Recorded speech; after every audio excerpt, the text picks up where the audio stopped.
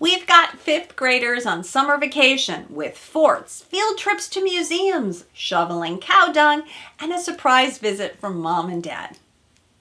All that and more on this week's 6th episode of Michelle's Journey to Find Love.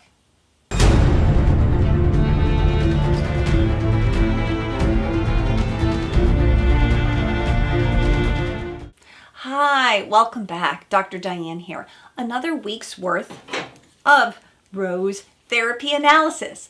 This week started off with an introduction from 4 of the youngest guests on the show.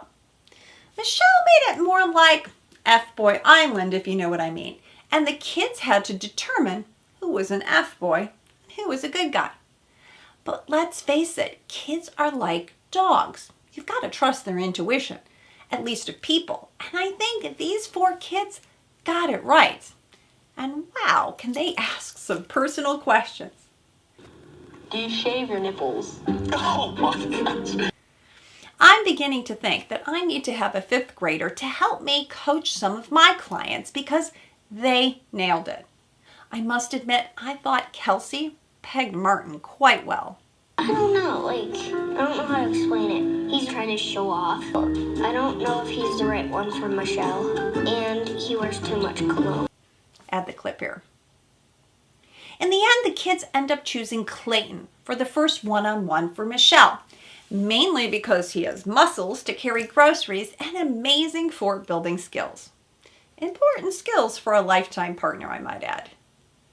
And who can go wrong with the limo ride with pizza and candy? It looks like Clayton and Michelle are having a nice time on their date. At least Clayton was really into it. But Michelle looked a little reserved, and at dinner we find out why. Because the stakes are high for hometown visits this week. Every rose means she's going to meet their family. And Clayton doesn't have the obvious connection that Michelle has with some of the other remaining men. But what's nice is that before Michelle does send Clayton home, he opens up. And it's clear that he's been holding back. He shares the reasons why, not being focused up until now, and worrying too much what other people think. I was holding things back. I was concerned about how others viewed me. I was too concerned about looking stupid or looking just embarrassing myself. Pretty relatable, but nice to hear. Clayton takes the ending well. That is, up until the next day, we see him reading letters from the kids. I hope you aren't too sad when you go home. The question I have is that we do know that Clayton's going to be the next bachelor, though they haven't announced it. And the producers seem smitten by Clayton. I like him too. But does it feel like they're trying too hard to force us to like Clayton? They seem to be going off script a bit. What do you think? Let me know in the comments. The next group date starts with 6 guys: Nate, Rick, Olu, Martin, Joe, and Rodney. And the look on the guys' faces when they're going to milk the cows, Rodney talking to the cow, was hilarious. I'm sorry, Bessie. Oh my gosh, Bessie. Oh, wow. What? Oh my goodness. Oh my gosh. Oh my gosh. Oh my God. Bessie, you okay? You okay? What stood out was Joe.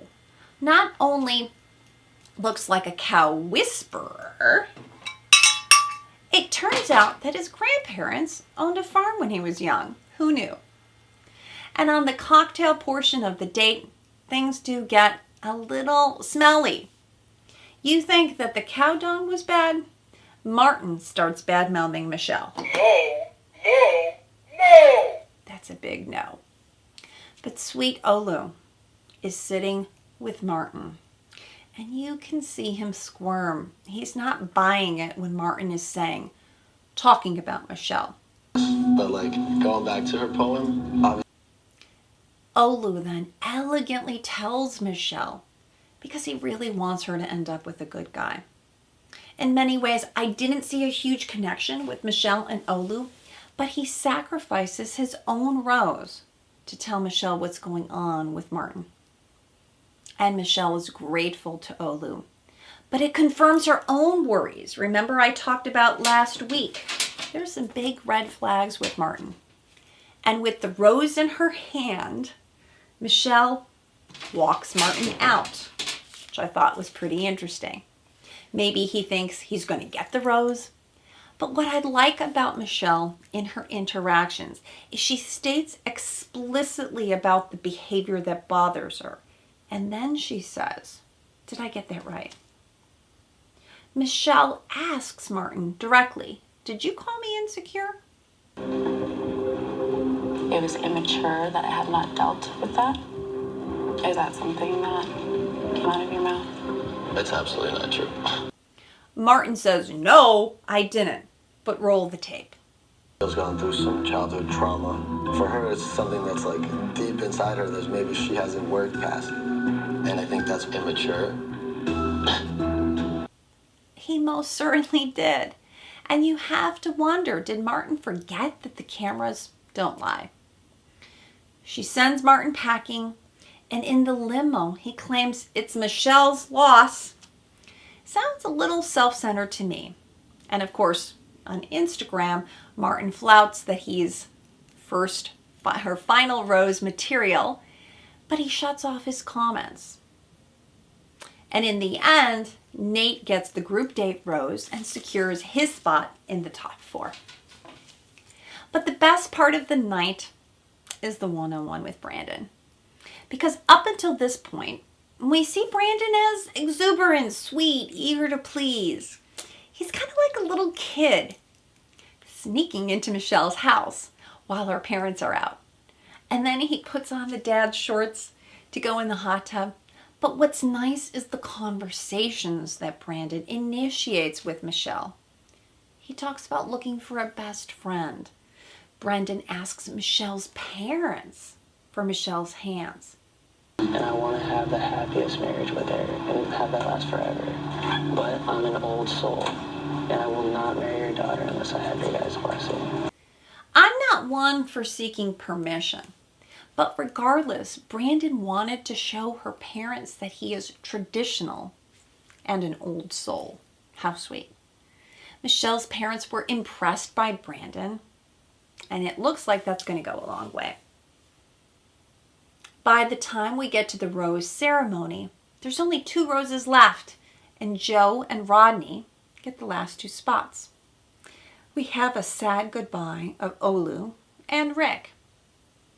And there you have it. History is made. The first season ever with 4 black contestants in the top final.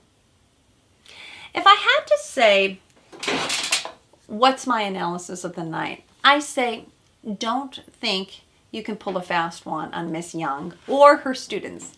And the man who's going to make it to the final round and become Mr. Young, he better watch out. But for me, the MVP of the night goes to Brandon. I really think he's a sweetheart. What's remarkable about Michelle is her continued composure.